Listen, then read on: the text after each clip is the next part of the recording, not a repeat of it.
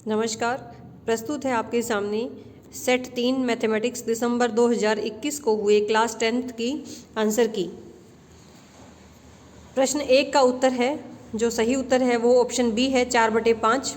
प्रश्न नंबर 2 का सही उत्तर है डी 0, क्योंकि टेंजेंट का 45 का मान 1 होता है, इसलिए 1 - 1 0 हो जाएगा।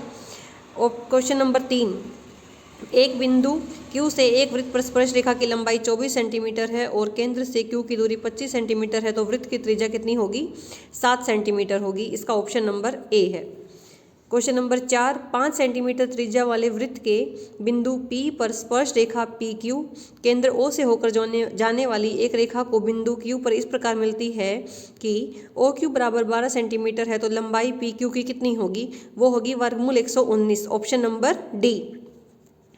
प्रश्न 5 है, निम्नलिखित में से कौन सी एक घटना की प्रायिकता नहीं हो सकती? तो प्रायिकता कभी भी 0 से छोटी नहीं हो सकती, इसलिए -1.5 नहीं हो सकती।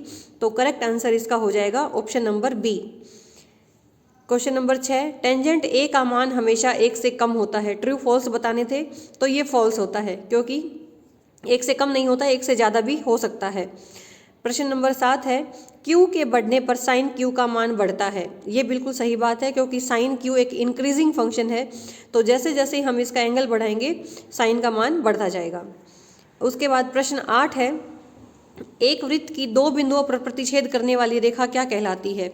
वृत्त को 2 बिंदुओं पर जो प्रतिच्छेद करती है उसे हम या तो जीवा बोलते हैं या उसको व्यास भी कह सकते हैं। उसके बाद क्वेश्चन नंबर 9 है, किसी घटना E की प्रायिकता प्लस घटना E की प्रायिकता नहीं वाली, तो probability of E plus probability of E बार, ये हमें निकालना था, तो वो कितना होता है? 1। इसका उत्तर 1 हो जाएगा। क्वेश्चन नंबर 10, सिद्ध कीजिए कि secant A1 minus sine A secant A plus tan A बराबर 1 होता है। तो क्वेश्चन नंबर 10, 11, 12 का सोल्यूशन अब हम देखेंगे आगे की स्लाइड्स में।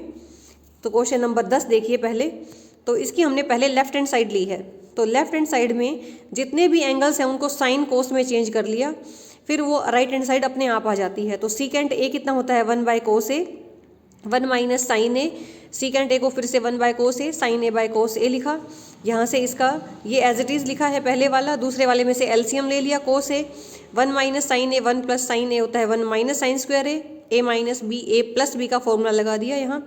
नीचे cos A into cos A cos square A हो गया, 1 माइनस साइन स्क्वायर A ये होता है cos स्क्वायर A, क्योंकि sine square A plus cos square is equal to 1 होता है। तो ये cos स्क्वायर A नीचे cos स्क्वायर A कैंसिल होके ये 1 आ गया, जो कि हमारी राइट हैंड साइड है, तो इसलिए left hand side is equal to right hand side आ गई, हैंस प्रूव्ड। क्वेश्चन नंबर 11 जो दिया है, एक बार स्टेटमेंट आप देख लेंगे यहाँ से। क्वेश्चन नंबर 11, वृत्त के केंद्र से 5 सेंटीमीटर की दूरी पर एक बिंदु A से स्पर्श रेखा की लंबाई 4 सेंटीमीटर है, तो वृत्त की आपको त्रिज्या ज्ञात करनी है। तो देखिए वृत्त की त्रिज्या O भी आपको निकालनी है। तो ये रिजल्ट, इस रिजल्ट पे इस पेपर में 2-3 क्वेश्चन है कि वृत्त के किसी बिंदु पर स्पर्श रेखा स्पर्श बिंदु से जाने वाली त्रिज्या पर क्या होती है? लंब होती है। सिर्फ ये रिजल्ट यूज करना है और इस पेपर के 3 क्वेश्चन सोल्व हो जाते हैं हमारे। तो यहाँ OA जो हमें दिया है वो 5 सेंटीमीटर दिया है, BA 4 सेंटीमीटर दिया है, OB निकालना है। क्लियरली हमें पता है कि पाइथागोरस थ्योरम लग जाएगी यहाँ, तो OB का मान कितना हो जाएगा? OA square minus BA square, तो 25 माइनस 14 9 आ गया, वर्गमूल 9 ये होता है 3, तो इसका उत्तर कितना हो जाएगा? 3। क्वेश्चन नंबर 12, प्रायिकता उसने पूछी थी यहाँ। तो एक बैग में 3 लाल गेंदें और 5 काली गेंदें हैं। बैग से यादृच्छिक रूप से एक गेंद निकाली जाती है, क्या संभावना है कि निकाली गई गेंद लाल गेंद है? पहला। दूसरा गेंद लाल गेंद नहीं है। तो लाल गेंद है, इसका मतलब लाल गेंद कितनी है? 3, और नीचे कुल संभावनाएं कितनी हो जाएंगी? 8। तो पहला उत्तर तो हो गया 3/8। लाल गेंद नहीं है मतलब कैसी है? नीली गेंद है, तो प्रायिकता नीली गेंद की कितनी हो जाएगी? 5/8, या फिर आप कैसे कर सकते थे इसको 1 - 3/8, लाल नहीं वाली 1 - 3/8, तो वो भी कितना आता? 5/8। उसके बाद प्रश्न नंबर 13 है। प्रश्न नंबर 13 के 2 भाग हैं, तो पहला देखते हैं।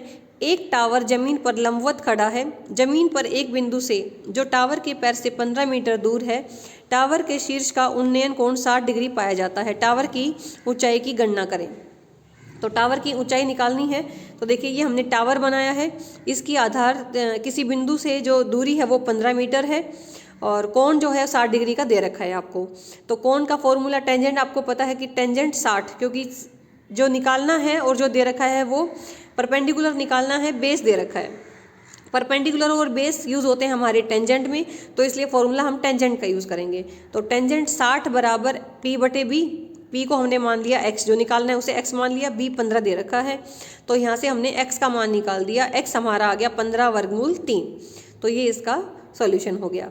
अब जो इसका चौथा पार्ट है, 13वें का जो सेकंड पार्ट है वो है, सिद्ध कीजिए कि वृत्त के व्यास के सिरों पर खींची गई स्पर्श रेखाएं समांतर होती हैं। तो ये इसका प्रूफ है।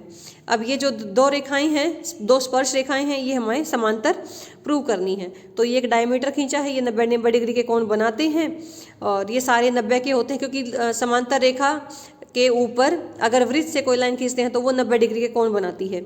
तो ये सारे कोण 90 के हो गए। अगर ये सारे कोण ऑपोजिट एंगल्स, ये सारे ऑल्टरनेट एंगल्स अगर इक्वल हैं तो लाइनें कैसी होती हैं? समांतर रेखाएं होती हैं। तो इसलिए ये दोनों रेखाएं कैसी हो गई? समांतर रेखाएं हो गई। तो इस तरह से ये पेपर हमारा यहाँ सॉल्व होता है। और आगे के पेपर के सॉल्यूशन के देखने के लिए और इस तरह की जानकारियों से जुड़े रहने के लिए आप हमारे चैनल को सब्सक्राइब कर सकते हैं। अगर आपको वीडियो पसंद आई हो, लाइक कीजिए और अपने दोस्तों के साथ शेयर कीजिए। धन्यवाद। आपका दिन शुभ रहे।